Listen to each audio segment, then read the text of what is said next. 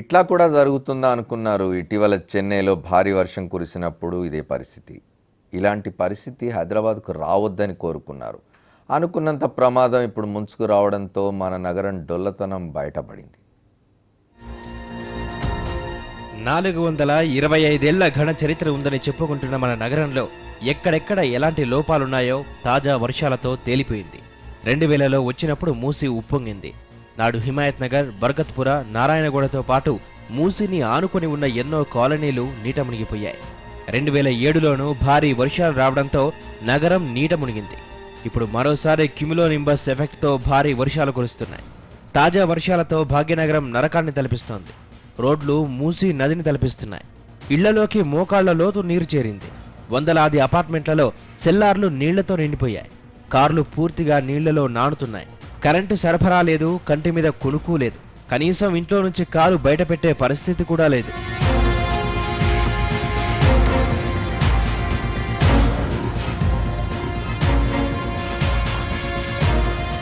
భారీ వర్షాలు నగరాన్ని అతలాకుతలం చేస్తున్న అధికార యంత్రాంగం చేపట్టిన చర్యలు అంతంత మాత్రంగానే ఉన్నాయి. రాత్రి భారీ వర్షం వచ్చే ముప్పుందని సోషల్ మీడియాలో అలర్ట్లు ఇచ్చిన జీహెచ్ఎంసీ దానికి తగ్గట్టుగా నివారణ చర్యలు చేపట్టలేకపోయింది. వర్షం పడుతుందనుకున్నారు తప్ప చెరువులు తెగి కాలనీలు మునుగుతాయని ఊహించలేకపోయారు. 2 రోజులు భారీ వర్షాలతో ట్రాఫిక్ ఇక్కట్లు ఉండవచ్చన్న అంచనా పూర్తిగా తప్పింది. గత అనుభవాలను దృష్టిలో పెట్టుకొని చర్యలు చేపట్టడంలో అధికారులు ఘోరంగా విఫలమయ్యారు. ఫలితంగా నగరవాసులు ప్రత్యక్ష నరకాన్ని అనుభవించారు.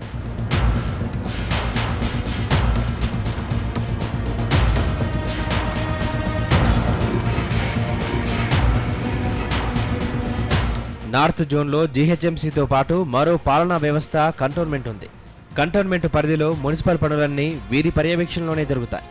200 సంవత్సరాల క్రింద బ్రిటిష్ అధికారులు వేసిన లైన్లు తప్ప కొత్తగా పురోగతి లేదు. నాడు నిర్మించిన నాలాలు చాలా చిన్న పైప్లైన్ సిస్టంతో కూడుకున్నవి. సగానికి పైగా డ్రైనేజీ నీళ్లను రైల్వే లైన్ పక్కకు పంపిస్తున్నారు. బొల్లార నుంచి సికింద్రాబాద్ జూబ్లీ బస్టాండ్ వరకు ఉన్న అండర్ గ్రౌండ్ డ్రైనేజీ మామూలు సమయాల్లోనే ఎప్పుడూ లీక్ అవుతూ కనిపిస్తుంటుంది. అలాంటిది ఏకంగా 10 సెంటీమీటర్లకు పైగా వర్షం రావడంతో లైన్ అంతా బ్లాక్ అయింది. మొత్తం నీళ్లు రోడ్లపైనే చేరుకొని చెరువులను తలపించాయి. అర్ధరాత్రి అపార్ట్మెంట్లలోకి నీళ్లు నిండుతున్నా జనం ఏమీ చేయలేని పరిస్థితి. కనీసం మ్యాన్ హోల్డ్ ఎక్కడున్నాయి, వాటిని తెరిచేది ఎవరన్నది కూడా తెలియని పరిస్థితి. అన్నింటికంటే కంటోన్మెంట్లో ఘోరమైన పరిస్థితి. కనీసం హెల్ప్ లైన్ కూడా లేకపోవడం.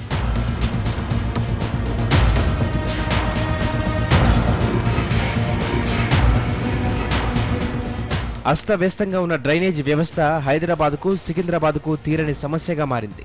చినుకు పడితే చాలు నగరం నీట మునిగిపోతోంది. నాలాలు పూడుకుపోయి వర్షం నీరు రోడ్లపైనే ప్రవహిస్తోంది. ఆ ప్రవాహంలో ఎక్కడ మ్యాన్ హోల్స్ ఉన్నాయో, ఎక్కడ గుంటలున్నాయో అర్థం కాక జనం అవస్థలు పడుతున్నారు. కొందరు ప్రాణాలు పోగొట్టుకుంటున్నారు. హైదరాబాద్లో చెరువులు పరిరక్షించడంలో జీహెచ్ఎంసీ అధికారుల అలసత్వం నగరాన్ని నరకప్రాయం చేస్తోంది.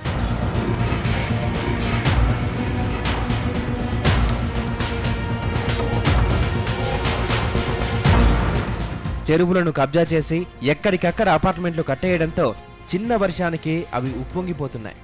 దర్జాగా చెరువుల పక్కనే ఓవైపు లేఅవుట్లు వేస్తుంటే పట్టించుకునే నాథుడు లేడు. పైగా లేక్ వ్యూ అంటూ అపార్ట్మెంట్లు, హోటళ్లు కడుతుంటే జీహెచ్ఎంసీ అధికారులు గెస్టులుగా వెళ్లి ప్రారంభోత్సవాల్లో పాల్గొంటున్నారు. చెరువుల్లోకి నీళ్లొచ్చే మార్గాలు మూతపడ్డంతో వరదంతా రోడ్లపైకొస్తోంది. నగరంలో పరిస్థితులు మెరుగుపడాలంటే అనుమతులు లేని లేఅవుట్లపై చర్యలు చేపట్టడం, చెరువులను పరిరక్షించడం వేగవంతం చేయాలని నిపుణులు చెబుతున్నారు. నగరంలోనూ మిషన్ కాకతీయ కింద చెరువుల పూడికతీత పనులు చేపట్టాలని సూచిస్తున్నారు. వేసవిలో తాగునీటికి తహతహలాడిన మహానగరంలో ఇప్పుడు వద్దంటే వాన. కురిసిన వర్షపు నీరంతా ఏరులై పారుతోంది, వృధాగా పోతోంది. ఆ నీటిని భూమిలోకి ఇంకేలా చేయటంలో శ్రద్ధ చూపాల్సిన అవసరం ఉంది. రైన్ వాటర్ హార్వెస్టింగ్ లో మనం చాలా వెనుకబడి ఉన్నాం. వృధాగా పోతున్న నీటిని భూమిలోకి పంపించగలిగితే భూగర్భ జల మట్టాలు పెరుగుతాయి.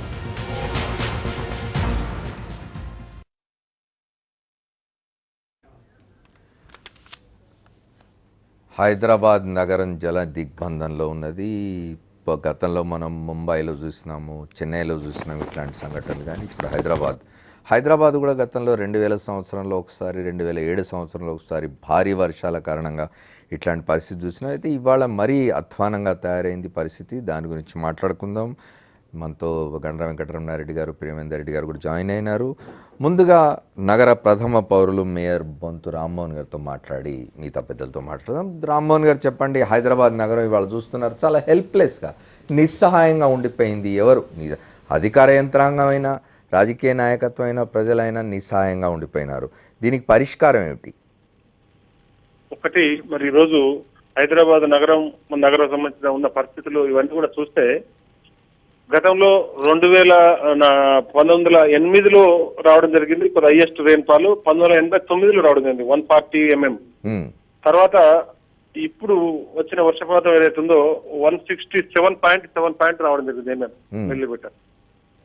ఇంత వర్షపాతం మరి వస్తుందని, ఇన్ని రకాలుగా రోడ్లు మరి జామ్ అవుతాయని చెప్పి మరి గతంలో మరి ఎవరిని మనం నిందించాల్సిన అవసరం లేదు. కానీ ఈ ఇచ్చిన లేఅవుట్ల పర్మిషన్లు కానీ, ఈ నాలాల కబ్జాలు కానీ, ఈ రోడ్ల విడుతూ నాలాల విడుతూ ఇవన్నిటిలో కొంత మరి నిర్లక్ష్యం చేయడం జరిగింది. దాని ఫలితం ఇలా నేచర్ ను నేచురల్ గా పోకుండా అబ్స్ట్రక్షన్ చేస్తే ఏ రకంగా ఉంటది అనేది ఒక విశ్వరూపం చూపెడుతుంది నేచర్.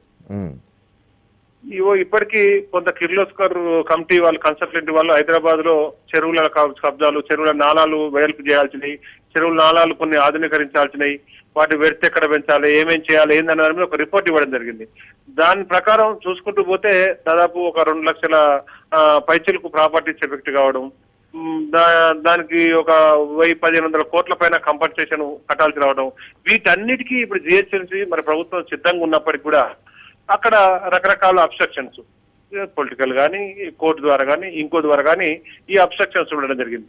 కష్టమైన, అది కష్టతరమైన కూడా చేయాల్సింది తక్షణం ఇలా ఆ నాలాల వెడల్పున్నది. కొన్ని చెరువులు కూడా కబ్జాలు అయినాయి. సరే, చెరువుల కబ్జాలు వీటన్ని గురించి ఇంత మన ఆ విషయం సీరియస్ గా ఉన్నప్పటికీ ఇవాళ రోడ్ల మీదకి నీళ్లు వచ్చినాయి అంటే ఇవాళ చేర్లింగంపల్లి, మియాపూరు, అల్వాల్, కుతుబుల్లాపూర్ ఒక 10-15 చెరువులు తిరిగినాం. ఆ చెరువులు ఎప్పుడో ఒక 10-15 ఏళ్ల కింద ఎప్పుడో వచ్చినాయట. ఇవాళ అలుగు మొత్తం అన్ని చెరువులు కూడా మత్తళ్ళు దూకుతుంటే ఆ న్యాచురల్ ఫ్లోలు అడ్డుకున్న కాలనీలకు వెళ్ళిపోతున్నాయి. ఇవాళ నిజంగా నీళ్లు ఎడిపోవాలని చెప్తే నీళ్లు ఇటు కాదండి, ఆ సందులోకి వెళ్ళిపోవాలి, ఈ సందులోకి వెళ్ళిపోవాలి చెప్తారు. కానీ ఇలా మత్తడి పొంగుతున్నప్పుడు దాని రూట్ ఏదో అది నేచురల్ గా చూపెట్టే ప్రయత్నం చేసింది. మేము కూడా ఏంటంటే అధికారులందరితో ప్రత్యక్షంగా చూద్దామనే ఉద్దేశంతో, ఎమ్మెల్యేలు, కార్పొరేటర్లు అందరితోటి ఈ నీళ్లు ఎడిపోవాలి యాక్చువల్ గా చూస్తే ఆ నేచరే చూపెట్టింది. అటు కాదు పోవాల్సింది, డైవర్షన్ కేలు కాదు, ఈ సందులకి వెళ్ళి ఇంతకుముందు ఇటు పక్క ఉండే ఇటు పక్క పోవాలని చెప్పి. మరి ఆ రకంగా ఏ నేచురల్ స్లోప్ అవుతుందో అటు ఈ నాలాల వైడనింగ్ చేసే ప్రయత్నం చేస్తేనే ఇలా ఈ రోడ్ల మీదకి వచ్చి నీళ్లు ఆగిన పరిస్థితి ఏదైతుందో. ఇంకోటి అంటే హైదరాబాద్ రోడ్లు, హైదరాబాద్ నాలాలు, షామాటర్ ట్రైన్స్ ఏదైతున్నాయో గతంలో ప్లాన్ చేసినాయి 1 సెంటీమీటర్ 2 సెంటీమీటర్ వస్తేనే ఇలా కెపాసిటీ బేర్ చేసే విధంగా ఉన్నాయి. ఇవాళ చూస్తే 17 సెంటీమీటర్లు కుతుబుల్లాపూర్ పడ్డది, 6 సెంటీమీటర్లు ఇలా అల్వాల్లో మల్కాజిగిరిలో పడ్డది, 9 సెంటీమీటర్లు అల్వాల్లో పడ్డది. ఇలా ఈ 2 గంటలలో ఇంత వర్షపాతం పడ్డప్పుడు దీన్ని బేర్ చేసే కెపాసిటీ తేవడం జరిగింది.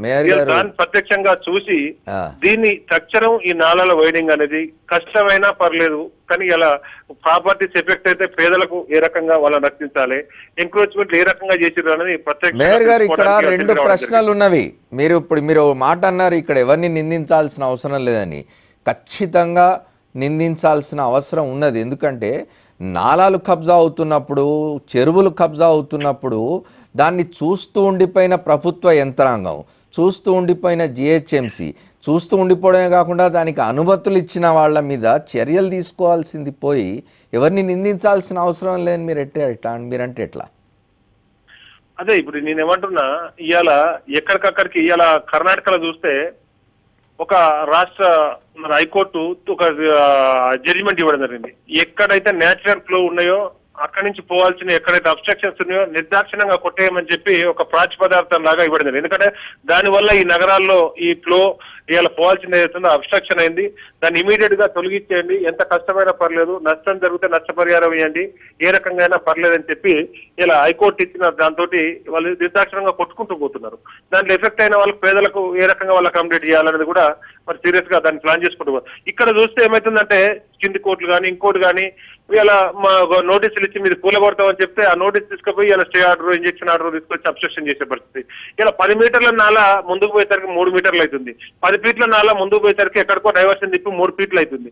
ఇలా చెరువులు పొంగుతూ పోతూ ఉంటే అది పోవాల్సిన ఫ్లో అడ్డుకోవడంతో 4 బజార్లలో పోతే ఇలా 4 బజార్లలో ఒక 100 ఇండ్లు మునిగిపోవడం జరిగింది.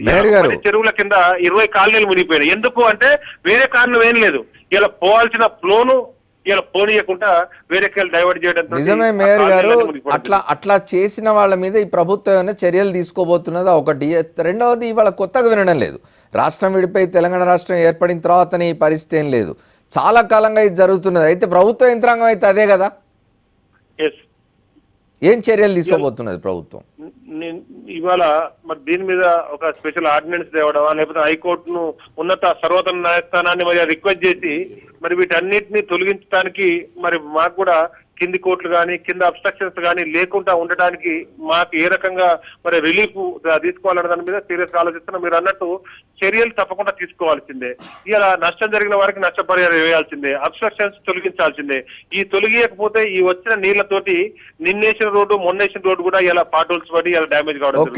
ఒక పట్ల అసలే రోడ్లు ఖరాబ్ అయ్యి ఇలా లో లెవెల్ ఏరియాలో ఉన్న ఇబ్బందికరంగా ఉందంటే ఈ వాటర్ ఫ్లో అయితే ఎక్కడికక్కడ రోడ్ల మీద పారడం తోటి ఇంకా ఇలా మూలిగా నక్క మీద తాడుపండు పడ్డ విధంగా. మేయర్ గారు సరే, ఇప్పుడు అదొక లాంగ్ టర్మ్ చర్య. మీరు రేపు ఆర్డినెన్స్ తేవడమా, కొట్టేయడమా, లేకపోతే న్యాయస్థానాల్లోకి ఎవరైనా వెళ్తే న్యాయస్థానాలను రిక్వెస్ట్ చేయడం, ఇదంతా తర్వాత చర్య. ఇప్పుడైతే ప్రస్తుతం చాలా కాలనీలు నీట మునిగున్నాయి. ఇంకా 2-3 రోజుల వరకు ఇట్లాంటి వర్షం పడుతుందని చెప్తున్నారు. ఇప్పుడు సహాయ చర్యలు ఎట్లా ఉన్నాయి, ఏం చేస్తున్నారు? డెఫినెట్ గా మరి ఇప్పటికే గౌరవ ముఖ్యమంత్రి గారు కూడా మా కమిషనర్ గారికి ఇప్పటికే ఫోన్ చేసి అలర్ట్ చేయడం జరిగింది. ఇంకా 24 గంటల్లో 48 గంటల్లో ఉన్న వర్ష సూచన కూడా మరి ఉంది కాబట్టి rapid action force, NDRF, police, revenue, Jalamandali, విద్యుత్ డిపార్ట్మెంట్లు అన్నింటినీ కూడా రిక్వెస్ట్ చేసినాం. ఎవరికి వారు ఆయా స్థాయిలో ఈ వాటర్ లాగింగ్ పాయింట్స్, ఈ వాటర్ ఫ్లోలో మరి ఇప్పటికిప్పుడే వాటర్ ఫ్లో మరి తగ్గదు కాబట్టి ఆ ప్రాంతంలో ఉన్న వారికి ఇలా ఆహార పొట్లాలు కానీ ఇలా వాళ్ళకి అకామిడేషన్ ఉండడానికి కొన్ని మరి ఫంక్షన్ హాల్స్ కానీ కమ్యూనిటీ హాల్స్ కానీ కూడా ఏర్పాటు చేయడం జరిగింది. వీటితో పాటు రాత్రిపూట కొంత వాటర్ లాగింగ్ పాయింట్స్ అయిన కాడ వాటిని ఎమ్మటే క్లియర్ చేసే ప్రయత్నాన్ని కూడా మాన్సూన్ టీములతో పాటు మిగతా డిపార్ట్మెంట్స్ కూడా అలర్ట్ చేసి పెట్టుకోవడం జరిగింది. వీటిని దీర్ఘకాలికంగా అన్నప్పుడు తాత్కాలికంగా ఏ ఇబ్బందులు రాకుండా ఉండడానికి 24 గంటలు మరి పోలీస్ కంట్రోల్ రూమ్ ద్వారా జిహెచ్ఎంసీ కంట్రోల్ రూమ్ లో కూడా ఎక్కడికక్కడ సిటీ మొత్తం సీసీ కెమెరాస్ ద్వారా పర్యవేక్షించుకుంటూ అన్ని డిపార్ట్మెంట్ల అధికారులను కూడా మరి ఇక్కడ పెట్టి ఎక్కడ ఏ చిన్న ప్రాబ్లం అయినా కూడా మరి అక్కడికి ఆ టీములు పంపించే విధంగా మానిటర్ చేసే ప్రయత్నం చేస్తున్నారు. థ్యాంక్ యూ మేయర్ గారు, మీరు ఫోన్ లైన్ లో వచ్చి మాతో మాట్లాడినందుకు థ్యాంక్ యూ వెరీ మచ్. మనతో అమర్నాథ్ గారు ఉన్నారు, అట్లాగే సుధాకర్ రెడ్డి గారు, గండ్ర వెంకటరమణారెడ్డి గారు, ప్రేమేందర్ రెడ్డి గారు కూడా ఉన్నారు. వారితో మాట్లాడింది ఒక షార్ట్ బ్రేక్ తీసుకున్నాం.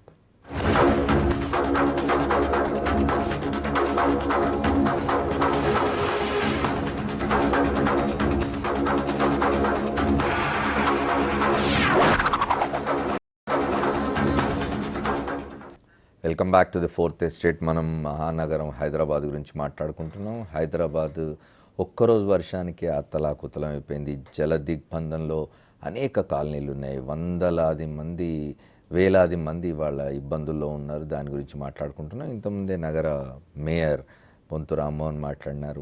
వారు చెప్పినారు ఈ అక్రమ కట్టడాన్ని కూల్చేయడం గురించి మాట్లాడుకున్నాం. అమర్నాథ్ గారు, ఒకటి ఇప్పుడు Hyderabad city was planned some 400 years back, లేదా కొన్ని 100 సంవత్సరాల క్రితం కొంత దాన్ని మెరుగు చేసుకుంటారు. కానీ ఇంత జనాభాని దీన్ని ఎక్స్పెక్ట్ చేయని స్థితి నుంచి ఇవాళ ఇక్కడికి వచ్చిన తర్వాత ఈ పరిస్థితిని ఎదుర్కోవడానికి, ముందు చూపుతో వ్యవహరించడానికి ప్రభుత్వాలు ప్రయత్నించకపోవడం కారణమా, లేకపోతే అధికార యంత్రాంగం అలసత్వమా, లేకపోతే ప్రజల అత్యాశ కారణమా, ఏం జరుగుతుంది?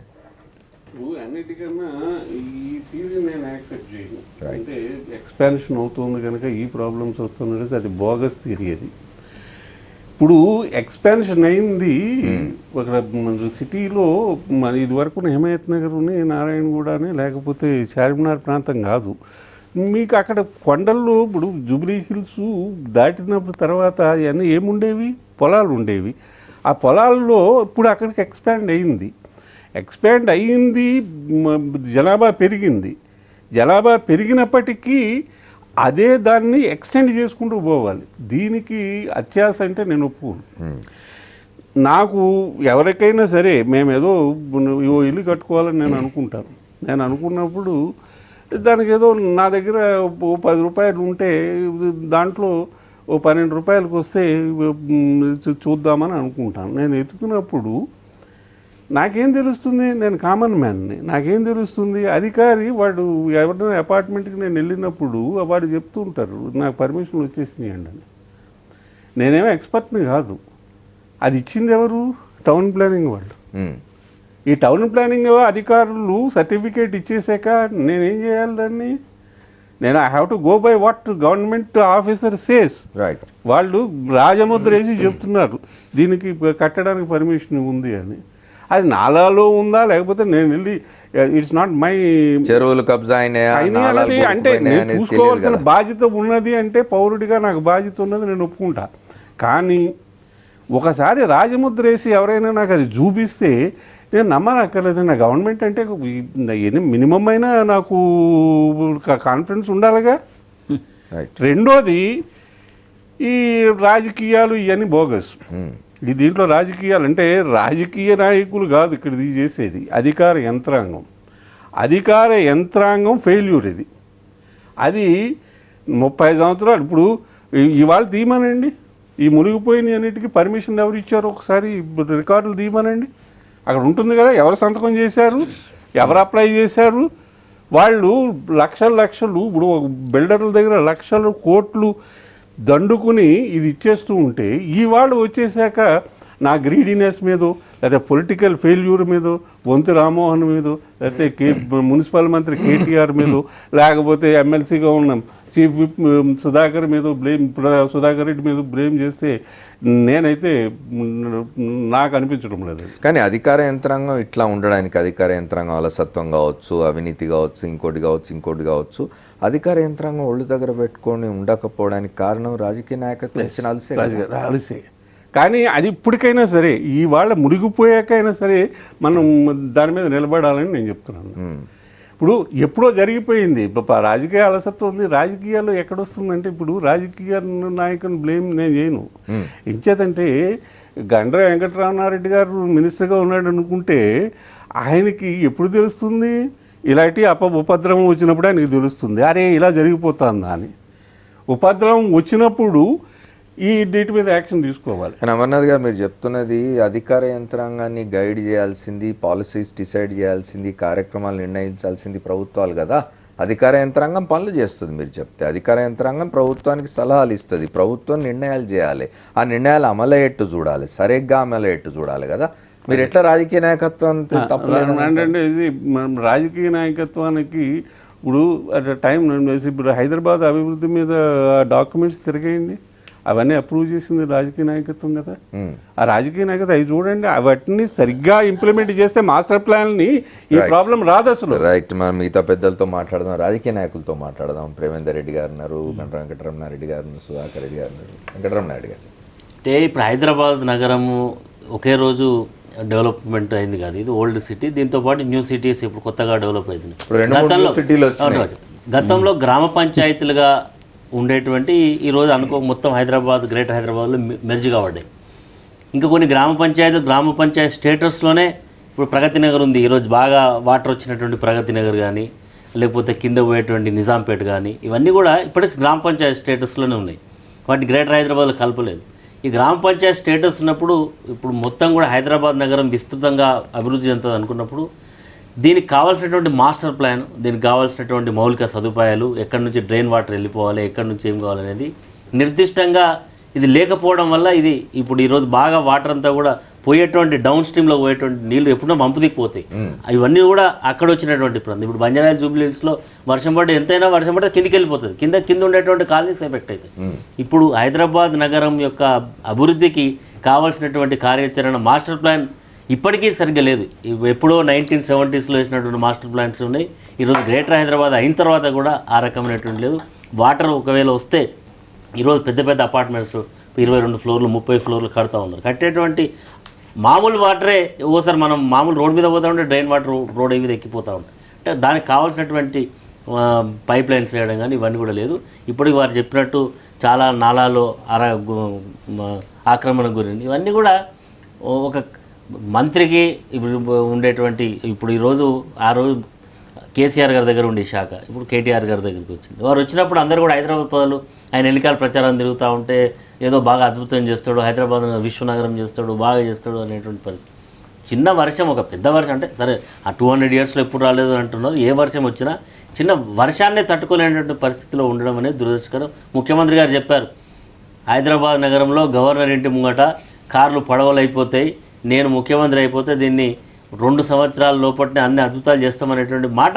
ఎందుకంటే మీరు చెప్పండి, అంటే మీకు 5 ఏళ్ల కాల పరిమితి ఇచ్చారు ప్రజలు, యు ఆర్ ఫర్ 5 years, మీకు 2.5 సంవత్సరాలు అయిపోయింది, ఎలాంటి కార్యాచరణ లేదు ఇప్పటికీ, ఎలాంటి ప్రగతి హైదరాబాద్ నగరం లేదు. కేవలం విశ్వనగరంగా మనం ప్రచారం చేసుకోవచ్చు కానీ ఆ రకమైనటువంటి కార్యాచరణ లేకపోతే.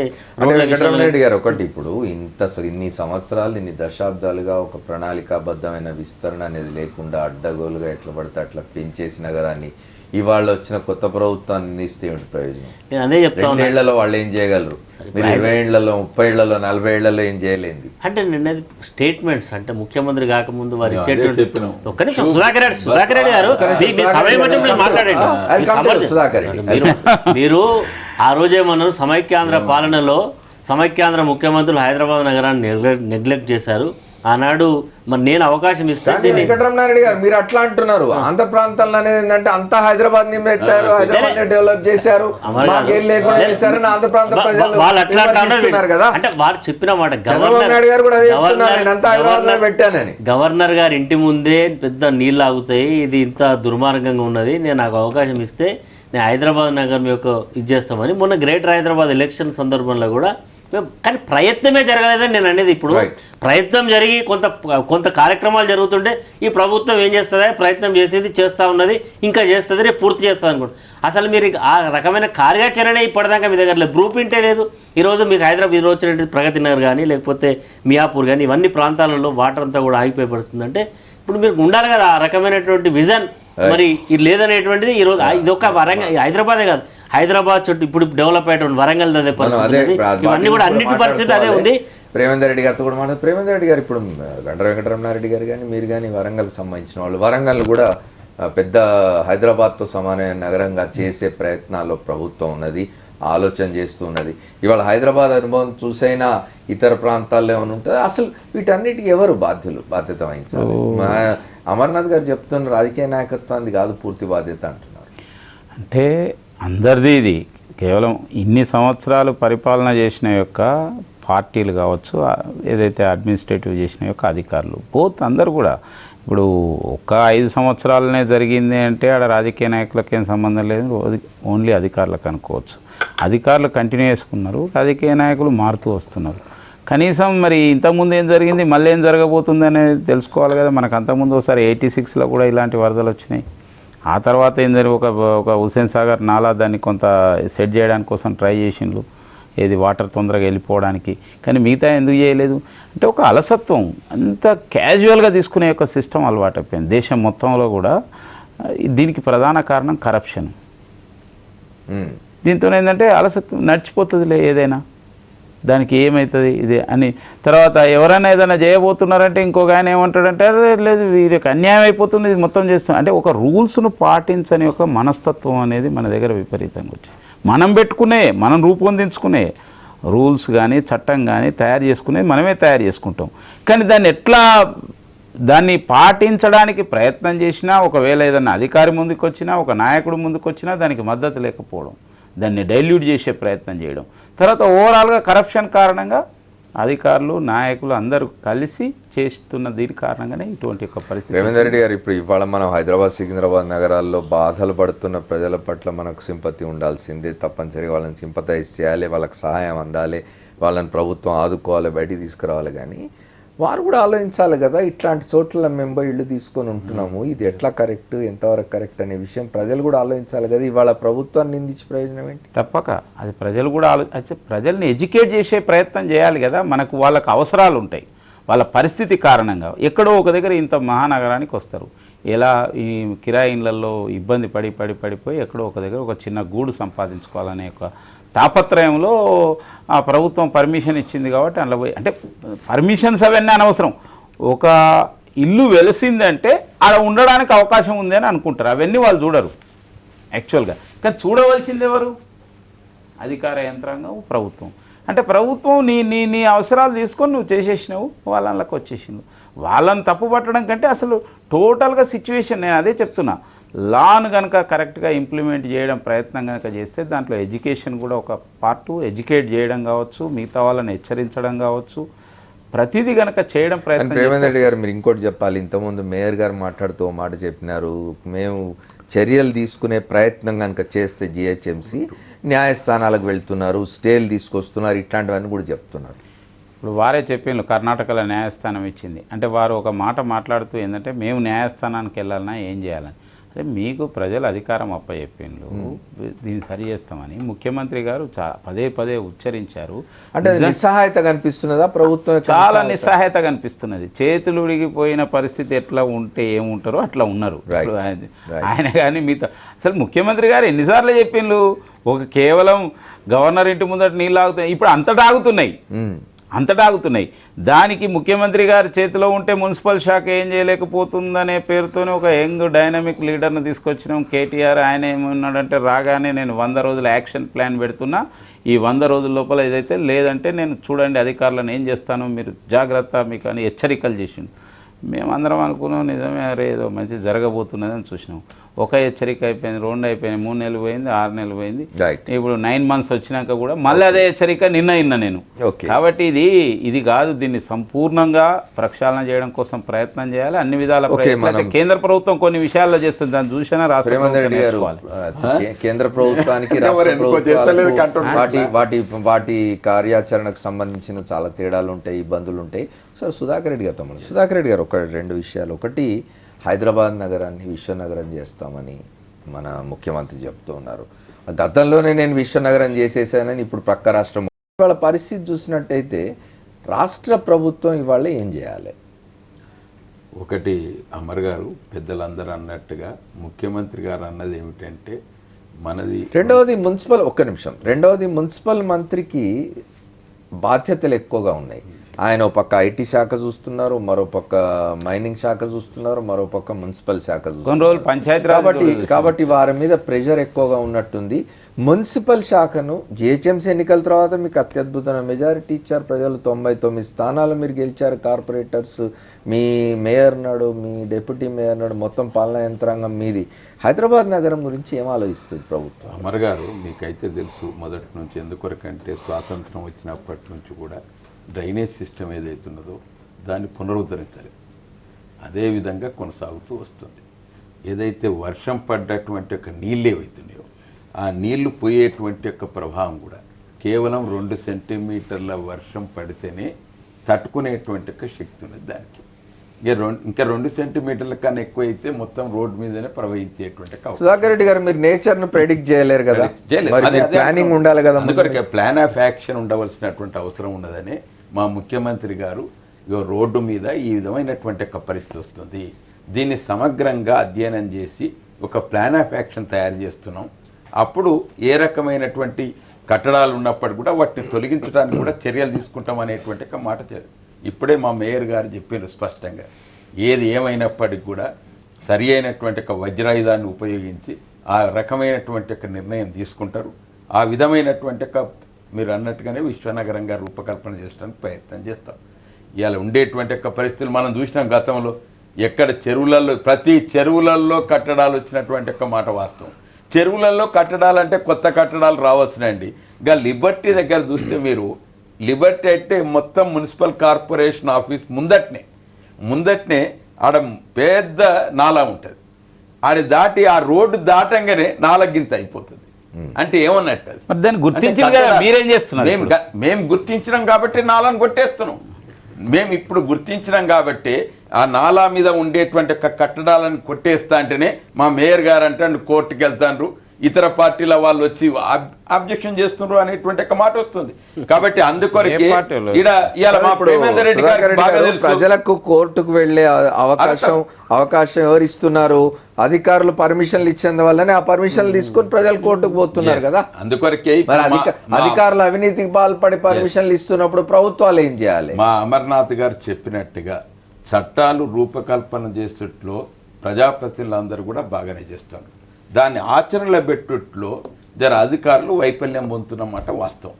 కాబట్టి అందుకొరకే దీన్ని అంత పరిపాలనా వ్యవస్థ అంతా కూడా ప్రక్షాళన చేసి జర వికేంద్రీకరణ చేస్తే ఎక్కడికక్కడ బిగించడానికి అవకాశం ఉంటుంది. ఎవరు బాధ్యులు ఉన్నారు నిన్న అందుకొరకే మా మున్సిపల్ శాఖ మంత్రి గారు మీరే ఇంజనీర్లు ఇదివరకు ఉన్నారు, ఇప్పుడున్నారు, మీ రోడ్ల పరిస్థితి ఏమిటో మీకు బాగా తెలుసు, కాబట్టి ఆ తెలిసినప్పటికి కూడా ఇట్లా ఎందుకు అవుతున్నాయి అనేటువంటిది నిలదీసడం అనేటువంటిది జరుగుతుంది.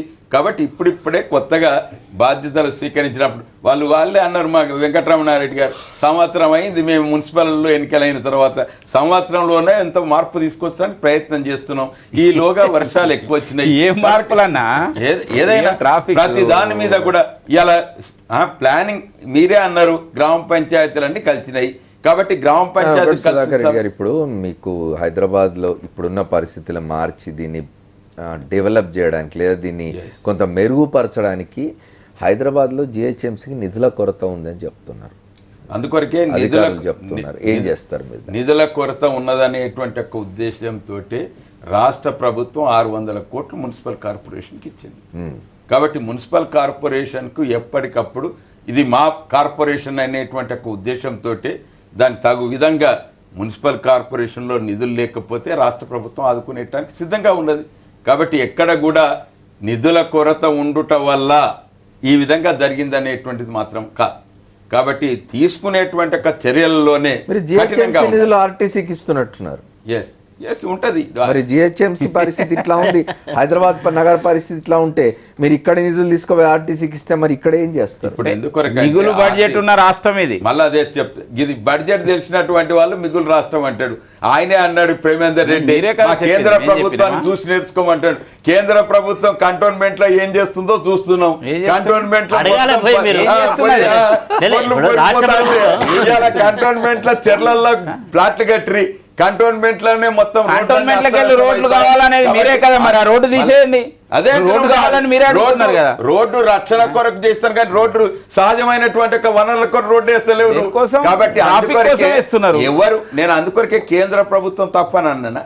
కాబట్టి ఇది అందరం కలిసికట్టుగా సమగ్రమైనటువంటి ఒక అధ్యయనం చేసి సరి అయినటువంటి ఒక చర్య తీసుకున్నప్పుడు మాత్రమే ఇది సరిగ్గా రూపకల్పన జరుగుతుంది తప్ప ఎవరికి వారు మా పట్టింపు లేదు, ఇది ప్రభుత్వమే తప్పు అనేటువంటి ఒక బాధ్యత మాత్రం రైట్. సుధాకర్ రెడ్డి గారు వజ్రాయుధాన్ని విసురుతా ఉంటున్నారు, అది ఎవరి మీదికి పోతుంది? బడుగు వర్గాల ప్రజల మీదికి పోతుందా? మధ్యతరగతి ప్రజలు 4 పైసలు కూడా కట్టుకొని ఇళ్ళు అపార్ట్మెంట్లు కొనుక్కున్న వాళ్ళ మీదకి పోతుందా? సంపన్నుల మీదకి పోతుందా? చాలా మంది సంపన్నులు ఈ నగరంలో ఆక్రమణలు చేస్తున్నారు, వారి మీదకి పోతుందా? లేక అధికారుల అలసత్వం, అధికారుల అవినీతి మీదకి పోతుందా?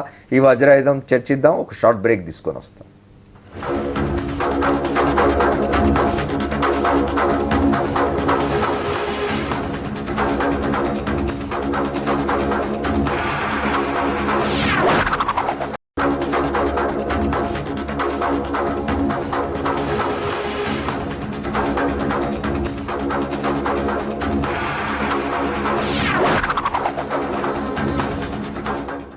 Welcome back to the fourth estate. Hyderabad మహానగరం గురించి మాట్లాడుకుంటున్నాం మనం. వర్షాల కారణంగా అతలాకుతలం అయిపోతున్నది. జల దిగ్బంధంలో అనేక కాలనీలు ఉన్నాయి, వందలాది అపార్ట్మెంట్లు జల దిగ్బంధంలో ఉన్నాయి, వేలాది మంది ప్రజలు ఇబ్బందులు పడుతున్నారు. ఇవాళ గడిస్తే రేపటికి భోజనం కూడా లేని పరిస్థితి, మంచినీళ్ళు కూడా దొరకని పరిస్థితి ఉన్నది. ప్రభుత్వం ఏం చర్యలు తీసుకుంటున్నది, వివిధ శాఖల మధ్య ఎటువంటి సమన్వయం ఉన్నది, ఏం జరుగుతున్నది అనేది మాట్లాడుకుంటున్నాం. అమర్నాథ్ గారు చెప్పండి. ఒకటి, ఇప్పుడు సరే తక్షణ సమస్య, ఇప్పుడు వచ్చిన వీటికి సంబంధించి ఇంకా 2 రోజుల పాటు వర్షాలు వస్తాయి అంటున్నారు. ప్రభుత్వం తీసుకుంటున్న చర్యలు, డిఫరెంట్ డిపార్ట్మెంట్స్ మధ్య కోఆర్డినేషన్, ఇవన్నీ ఎట్లా అనిపిస్తుంది? ఇప్పుడు ప్రస్తుతానికి ఇప్పుడు ఇమీడియట్గా ఇబ్బందుల్లో ఉన్నవాడిని గట్టెక్కించడానికి యుద్ధ ప్రాతిపదిక మీద యాక్షన్ తీసుకోవాలి. కానీ అది 1 రోజుకి, 2 రోజులకు, 3 రోజులకు, వారం రోజులకు పరిమితమైన యాక్షన్. దాంట్లో అలసత్వం అసలు సహించకూడదు. ప్రభుత్వం దీని మీద చాలా గట్టిగా పనిచేయాలి. మంత్రులు, chief minister himself he's already spoken to the commissioner తోటి మాట్లాడారని అంటున్నారు. వీళ్ళు ఇప్పుడు దాని మీద అది ఇమీడియట్ కన్సర్న్, అది చెయ్యాలి. కానీ దానికన్నా ముందు లాంగ్ టర్మ్ చర్యల్లో ఒకటి ఏంటంటే ప్రక్షాళన ఎక్కడ మొదలంటే charity should begin at home. అందుకని ముందు జిహెచ్ఎంసీ అధికార యంత్రాంగాన్ని ప్రక్షాళన చేయాలి ముందు. ప్రతి చోట ఇవాళ మునిగిపోయిన చోట అక్కడ న్యాచురల్ ఫ్లో ఆఫ్ వాటర్ని ఇప్పుడు రామ్మోహన్ గారు చెప్పారు, న్యాచురల్ ఫ్లోని అడ్డగిస్తూ కట్టడాలు వచ్చినాయి. ఆ కట్టడాలకి పర్మిషన్ ఇచ్చింది ఎవరు? ముందు తీయండి అది తీసి వారి మీద యాక్షన్ తీసుకోండి. ముందు అక్కడి నుంచి మొదలు పెట్టండి. ఇక్కడ అమర్నాథ్ గారు మనం చాలా కాలంగా చూస్తున్నాం జర్నలిజం వృత్తిలో ఉండి, ప్రక్షాళన అనగానే మీద టాప్ హెడ్స్ లేచిపోతే ఏ కమిషనర్ను మారుస్తారు లేదా ఏ మీద 1-2 మార్పులు జరిగితే తప్ప కింది నుంచి వచ్చే ఎంప్లాయీస్ స్ట్రక్చర్ అంతా అలాగే ఉంటుంది. అదే కదా ఇప్పుడు ఎంప్లాయీస్ నాయకులు ఇక్కడే ఉన్నారు, వారిని చెప్పమనండి, వారు కూడా రెడీగా ఉండాలి. ఆ కరప్షన్ అక్కడ ఉన్నది, ఆ ఉన్న కరప్షన్ని వాటిని ఎలా నిర్మూలించాలి? ఒకసారి మీరు టౌన్ ప్లానింగ్ డిపార్ట్మెంట్ని ప్రక్షాళన చేసి అది కరప్షన్ ఫ్రీ చేస్తే మొత్తం మీద ఇటువంటి ప్రాబ్లంలు అట్లీస్ట్ 50% తగ్గిపోతాయి.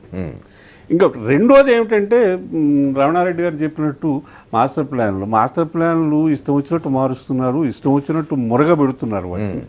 వాటి మీద ఇప్పటికైనా సరే ఒక డెఫినెట్, ఇప్పుడు ముఖ్యమంత్రి సీరియస్గా ఉన్నారని సుధాకర్ రెడ్డి చెప్తున్నారు కనుక ఆయన సీరియస్గా దీని మీద వెంటనే చర్యలు తీసుకోవడానికి ఆ మాస్టర్ ప్లాన్ని ఒకసారి వన్స్ ఫర్ ఆల్ విశ్వనగరం చెయ్యాలి అంటే విజన్ ఉండాలి. విజన్ ఒక 200 సంవత్సరాలకు విజన్ ఉండాలి. సరే, ఆ 200 సంవత్సరాల తర్వాత చూద్దాం. వచ్చే 4 సంవత్సరాలకు, వచ్చే 5 సంవత్సరాలకు ఒక విజన్ డాక్యుమెంట్ చేసేసి ముందు ఇంప్లిమెంట్ చేయడం మొదలు పెట్టమనండి. ఆ తర్వాత ఈ 5 సంవత్సరాలు ఇప్పుడు అంచెల వారీగా పోవాలి. ఇప్పుడు longer term view, medium term view, immediate view. ముందు ఇమీడియట్ వ్యూకి 4-5 సంవత్సరాలు మీరు పెట్టుకుని దీనికి ఏం చేయాలో నగరాన్ని ప్రక్షాళన చేయడానికి, నగరంలో ఇటువంటి వరదలు రాకుండా, ఇటువంటి ఇబ్బందులు ప్రజలు పడకుండా ఒక ప్లాన్డ్ డెవలప్మెంట్గా అవ్వడానికి ఏం చేయాలి? ఒక 5 సంవత్సరాలకు 4 సంవత్సరాలకి ఎంతో మీరు ఒకటి లేడౌన్ చేయమనండి. దీంట్లో కోర్టులను బ్లేమ్ చేయడం ఒకటి చాలా ఈజీ అయిపోయింది. నేనేం I'm not holding any brief for courts, judiciary. కానీ దానికి ఏమిటంటే ఇప్పుడు ఎలా వస్తుందంటే, నేను కోర్టుకి వెళ్ళి స్టే తెచ్చుకోవడానికి మొదటిది ఏంటంటే నేను చూపించేది నా మున్సిపల్ పర్మిషన్ చూపిస్తా. ఇప్పుడు మున్సిపల్ పర్మిషన్ తప్ప రైటా అనేది తర్వాత జడ్జి గారు తెలుస్తాడు. నేను ముందు వెళ్ళిపోయి ఏం చేస్తాను? నాకు ఇదిగో రెండోది జడ్జి గారికి ఏం తెలుసు ఆ కట్టిన నాలా ఉందా, పర్మిషన్ ఇచ్చిన తర్వాత అధికారులు పర్మిషన్ ఇచ్చారు, who are qualified, town planners are qualified కదా. They are suppose to be qualified at least. వాళ్ళు వారు ఇచ్చిన కాగితం పట్టుకెళ్ళి ఇదిగో మహాప్రభు నాకు వారు పర్మిషన్ ఇచ్చారు, వీళ్ళు వచ్చేసి అన్యాయంగా కూల్చేస్తున్నారు, ఇప్పుడు ఆయన ఎవరు వెళ్ళిపోయిన ఆయన ఇచ్చాడు, ఈయన వచ్చేసి కూర్చేస్తున్నాడు అని వెళితే దానికి స్టే ఇస్తాడు. అది న్యాచురల్ ప్రాసెస్. ఇప్పుడు వాళ్ళు చూసేది, ఇప్పుడు స్టేలు ఇవ్వడం అన్నది విచారణ జరిగాక నిజాలు అవన్నీ బయటకు వచ్చాక దాని మీద ఒక విస్తృత అభిప్రాయాన్ని జడ్జిమెంట్లో ఇస్తారు. కానీ స్టేలు ఇచ్చేటప్పుడు వాళ్ళు చూసేది ఏంటంటే ప్రైమా ఫ్యాసి దీంట్లో ఇది పర్మిషన్ ఉందా లేదా, పర్మిషన్ లేకుండా కట్టాడా, పర్మిషన్ ఉందని ఆయన చూపిస్తున్నాడు కదా. అది చూపిస్తున్నప్పుడు ఇది కూల్చేస్తే ఒకసారి కూల్చేసాక మనకి కట్టడం కుదరదు, అందుకే స్టే ఇస్తారు. ఇప్పుడు స్టేలు లిబరల్గా ఇవ్వడానికి మొదటి అసలు ఇప్పుడు మీరు ఏదైనా సుప్రీంకోర్టు జడ్జిలతోటి మాట్లాడితే ఏంటి, ఒక సుప్రీంకోర్టు జడ్జితో నేను ఒకసారి ఎందుకు ఎక్కడో కూర్చొని మాట్లాడుతున్నప్పుడు స్టేలు అలాగే ఇచ్చేస్తారు. At the drop of the hat you are giving stays అంటే ఆయన అన్నాడు. సరే, నువ్వు డ్రాప్ ఆఫ్ ది హ్యాట్ అని ఇప్పుడు అంటున్నావు, ఒక స్టే ఇవ్వకుండా ఉంటే ఆ పని జరిగిపోతుంది. ఆ తర్వాత నిజం కాదని తెలిస్తే హౌ కెన్ యూ ఇది కొంచెం ఆపి దీని మీద ఎంక్వైరీ అనేది జరగడానికి అవకాశం. రెండోది ఏమిటంటే, ఒకసారి కేసు వేసి స్టే వచ్చాక ఆ జడ్జిలు 10 మందిని మారుతారు, కానీ ఇక్కడ ఉన్న గవర్నమెంట్ ప్రాసిక్యూటర్స్ కానీ ఈ లాయర్లు కానీ దాన్ని ఎక్స్పీడైట్ హీరింగ్కి రావడానికి ఎవరు చేయరు. ఆ జడ్జి గారు ఉంటారు, ఆయన ట్రాన్స్ఫర్ అయిపోతారు, ఆయన ఇంకెక్కడికి వెళ్ళిపోతారు, అలా నిలబడిపోతున్నారు. ఇది జస్ట్ వన్ లాస్ట్ పాయింట్. దీంతో పాటు ఆ జ్యుడిషియల్ ప్రక్షాళన కూడా జరగాలి. ఓకే, వెంకటరమణారెడ్డి గారు చెప్పండి, అక్రమ కట్టడాలు కూల్చివేయడంలో ప్రభుత్వాలకు వస్తుంది ఇబ్బందులు ఏమిటి? ఇవాళ చూడండి, మీరు మామూలుగా చిన్న చిన్న అపార్ట్మెంట్లలో కొనుక్కున్న వాళ్ళు, మధ్యతరగతి ప్రజలు, లేదా కొన్ని చోట్లలో ఆవాసం లేకుండా స్లమ్స్ ఏర్పాటు అవుతున్నాయి, అనేకమైన స్లమ్స్. ఈ హైదరాబాద్ నగరంలో కొన్ని వందల స్లమ్స్ ఉన్నవి. స్లమ్స్లో నివసించే ప్రజలంతా పేద ప్రజలు. వాళ్ళకి మనం ఆల్టర్నేట్ హ్యాబిటాట్ ఇండ్లు చూపిస్తే తప్ప వాళ్ళని అక్కడి నుంచి వెళ్ళిపోవడం కూడా న్యాయం కాదు. మధ్యతరగతి ప్రజలు హార్డ్ అండ్ మనీ కష్టపడి కూడా పెట్టుకున్న 4 డబ్బులతో అపార్ట్మెంట్ కొనుక్కుంటారు. వీళ్ళు కాక సంపన్నులు కట్టినవి కూడా ఉన్నాయి. పెద్ద పెద్ద హోటళ్ళు వచ్చినాయి నాలాల మీద, పెద్ద పెద్ద భవంతులు వచ్చినాయి, పెద్ద పెద్ద అపార్ట్మెంట్స్ వచ్చినాయి, ఇట్లాంటివన్నీ వచ్చినాయి. వీటన్నిటినీ ప్రభుత్వాలు నిజంగా ఈ ఆక్రమణలు తొలగించగలవా? ఆ సాహసం చేయగలవా ప్రభుత్వాలు? అంటే ప్రభుత్వం గతంలో మేమున్నప్పుడు కానీ ఇప్పుడు వచ్చిన ప్రభుత్వం కానీ రెగ్యులరైజ్ చేయడానికే చట్టం చేసింది కదా. అనాథరైజ్ కన్స్ట్రక్షన్స్ రెగ్యులరైజ్ చేయడానికే ఈరోజు. కానీ ఒకటి వెంకటరమణాయుడు గారు, ఇంటరప్ట్ చేస్తాను మిమ్మల్ని, సారీ, అనాథరైజ్డ్ వాటిని రెగ్యులరైజ్ చేయడం అనే పేరుతో కరప్షన్ పెరిగిపోతుంది. అదే ఇప్పుడు ఇంత పెద్ద నేను అక్రమంగా ఇల్లు కట్టుకున్నాను, నువ్వు అక్రమంగా ఇల్లు కట్టడానికి వీల్లేదు, దీనికి కూల్చేస్తామని కూల్చేయాలి తప్ప అక్రమంగా కట్టిన ఇంటిని నువ్వు క్రమబద్ధం చేస్తున్నావు డబ్బులు తీసుకొని. అది ప్రభుత్వం అఫీషియల్ గానే తీసుకోవచ్చు, కరప్షన్ అనే కూడా అనను నేను, అఫీషియల్ గా తీసుకోవచ్చు. కానీ అక్కడ ఇల్లు కట్టడమే కరెక్ట్ కాదు. అట్లాంటి చోట మీరు అక్రమంగా పర్మిషన్ ఇస్తారు, కట్టిన తర్వాత దాన్ని క్రమబద్ధం చేసుకోవడానికి మళ్ళీ డబ్బులు వసూలు చేస్తారు. ఇది ఎక్కడ న్యాయం? ఇప్పుడు అదే కదా, ఇప్పుడు హైదరాబాద్ నగరంలో ఉండేటువంటి 5 ఫ్లోర్లకు పర్మిషన్ తీసుకుంటాడు, 2 ఫ్లోర్లు ఎక్స్ట్రా కడతాడు, రెగ్యులరైజ్ చేస్తున్నారు. అనాథరైజ్డ్గా 3 రూమ్లు పర్మిషన్ తీసుకుంటారు, 6 రూమ్లు కడతారు పర్మిషన్. ఇట్లా జరిగినప్పుడు మనకు ఆ నియంత్రణ చేసేటువంటి, అంటే ఎక్కడైతే క్షేత్రస్థాయిలో పర్యవేక్షణ చేసేటువంటి దగ్గర వారి బాధ్యత కనుక చేసినట్టయితే ఇవన్నీ జరగవు. ఆడ కడుతున్నప్పుడు ఇప్పుడు కొంచెం చట్టంలో కొంచెం మార్పులు వచ్చినాయి. ఏంటంటే అనాథరైజ్డ్గా కడితే కొంత దాన్ని మార్టిగేజ్ చేయించుకునే పద్ధతి, బిల్డర్స్ దగ్గర అయితే అది 4 ఫీట్ చేసేటువంటి పద్ధతి. అదే మరి ఇల్లు కట్టినప్పుడు ఎంత పర్మిషన్ కంటే ఎక్సెస్ కన్స్ట్రక్షన్ చేసినా, వితౌట్ కన్స్ట్రక్షన్ పర్మిషన్ చేసినా దాని మీద నియంత్రణ లేకపోవడం, ఎవరిని బాధ్యతలు లేకపోవడం వల్లనే ఇవన్నీ వచ్చినాయి. ఆయన ఇక్కడ ఇప్పుడు వారు అన్నారు మున్సిపల్ కార్పొరేషన్లో ట్రాన్స్ఫర్స్ లేవు. ఆ గ్రేటర్ హైదరాబాద్లో ఉండేటువంటి వాళ్ళు ఇక్కడే ఉంటారు, ఇక్కడే పోస్టింగ్, ఇక్కడే రిటైర్మెంట్. కాకపోతే ఇక్కడ ఉప్పలు నచ్చకపోతే హిమాయత్ నగర్ పోతే, హిమాయత్ నగర్ నచ్చకపోతే బంజారాయిల్స్కి వస్తాడు, బంజారాయిల్స్ ఇదంతా కూడా ఇక్కడనే తిరుగుతారు. ఎవరి మీద నియంత్రణ లేదు, ఎవరి మీద కంట్రోల్ లేనటువంటి పరిస్థితి. కమిషనర్ గారు కూడా ఇలా మొన్నటి వరకు ఒక IAS అధికారున్నాడు, ఆయన తీసుకెళ్ళి ఇప్పుడు జనార్దన్ రెడ్డి గారు.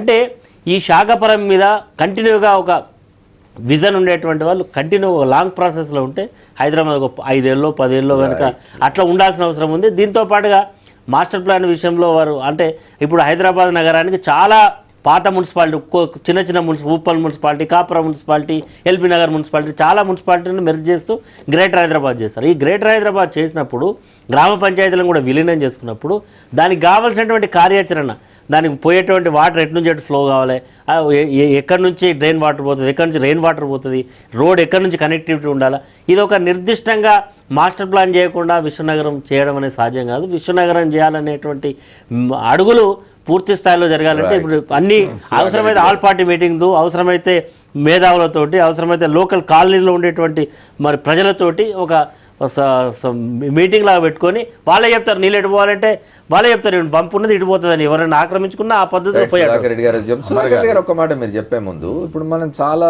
సార్లు వింటూ ఉన్నాం, మన 2 రాష్ట్రాల్లో ముఖ్యమంత్రులు వీళ్ళు మాట్లాడుతున్నాయి, మన నగరాల్ని విదేశాలతో పోలుస్తున్నారు, ఇట్లాంటి చేస్తారు. కానీ మన దేశంలోనే అత్యద్భుతంగా ప్లాంట్ సిటీస్ కొన్ని ఉన్నాయి, వాటిని చూసి చేయవచ్చు. మీరేదో చెప్తున్నారు, ఈ పాయింట్. అమర్ గారు మీరు అన్నారు, ఎందుకొరకంటే అక్రమంగా కట్టినటువంటి కట్టడాలను కూల్చే బదులు దాన్ని క్రమబద్ధీకరిస్తున్నారు అనేటువంటి. మేము కొత్తగా ప్రభుత్వంలోకి రాగానే మీరు ఎట్లయితే మాట్లాడుతున్నారో మేము కూడా అట్నే మాట్లాడినాం.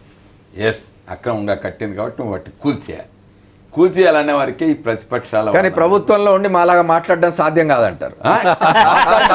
మాట్లాడినాం అమర్ గారు, అంటే మీకు అనుభవంలో మాట్లాడినాం, కూలగొట్టితేనే ప్రతిపక్షాల వాళ్ళంతా కూడా జాతీయ ప్రాపర్టీ అవుతుంది. అంత ప్రాపర్టీ అయిన తర్వాత దాన్ని కూలగొట్టుడు ఎందుకు, అంత కట్టేదాకా ఏం చేసినారు, ఇవన్నీ కూడా విమర్శలు వస్తా ఉంటాయి. కోర్టులు కూడా ఇంటర్ఫియర్ అవుతాయి అమర్ గారు అన్నట్టుగా. కాబట్టి ఇవన్నీ కూడా కొన్ని స్థానికంగా ఉండేటువంటి ఇబ్బందులు ఉంటాయి. కాబట్టి నేను అందుకొరకే అంటున్నా, దృఢ నిశ్చయం ఉండాలి, దాని సంగతి ఏందో చూస్తా అనేటువంటి ఒక పట్టుదల ఉంటే ఏదైనా సాధ్యం అవడానికి అవకాశం ఉంటుంది. ఆ పట్టుదలతోటే ఏ పట్టుదలతో తెలంగాణ రాష్ట్రం సాధించారో దీన్ని మహానగరాన్ని విశ్వనగరంగా రూపకల్పన చేస్తానికి ప్రయత్నం చేస్తున్నాం. ఇలా మాస్టర్ ప్లాన్ తయారు చేస్తున్నాం. ఎందుకంటే హెచ్ఎండిఏ పరిధిలో ఉండేటువంటి యొక్క గ్రామాలు కానీ వాటిని ఎంత ఉంటాయో వాటిని అన్నిటిని కూడా కలిపి ఎట్లా ఫ్లో ఆఫ్ వాటర్ ఎట్లా వస్తుంది, సహజ వనరులు ఎట్లా వస్తాయి, ఆ విధంగా ఎక్కడనైతే ఇండస్ట్రియల్ ప్లేస్ ఉంటుంది. ఉదయం నుంచి చూస్తున్నాం సుధాకర్ రెడ్డి గారు టీవీలలో, కాలనీల్లో ప్రజలు, అపార్ట్మెంట్లలో ప్రజలు ప్రభుత్వం నుంచి సహాయం అందడం లేదు, ఇబ్బందులు పడుతున్నాం అని చెప్తున్నారు. ఏం చేస్తున్నారు ప్రభుత్వం? అదే ప్రభుత్వం అయితే ఇప్పుడు స్థానికంగా ఇదివరకు ఉన్నటువంటి యొక్క కట్టడాలను ఉన్న ఫలంగా కూల్చేయడం అయితే సాధ్యం కాదు. వాళ్ళందరినీ కూడా సురక్షిత ప్రాంతాలకు తరలించేటువంటి ఒక ప్రయత్నం చేస్తున్నాం. వారందరికి కూడా ఆహార పదార్థాలు అందించేటువంటి ఒక ప్రయత్నం జరుగుతుంది. ఎందుకంటే దానిలో ఉండేటువంటి ఒక నీళ్ళన్నీ కూడా తొలగించడానికి ప్రయత్నం జరుగుతూ ఉంటుంది. ఇవన్నీ కూడా మున్సిపల్ కార్పొరేషన్ చేయాలనేటువంటి ఒక ఉద్దేశంతో ఇంకా వానలు వెలిసినాక పెద్ద టాస్క్ ఉంటుంది. దీనివల్ల ఎందుకంటే ఆరోగ్యపరంగా ఉండేటువంటి సమస్యలు ఉంటాయి, నీటి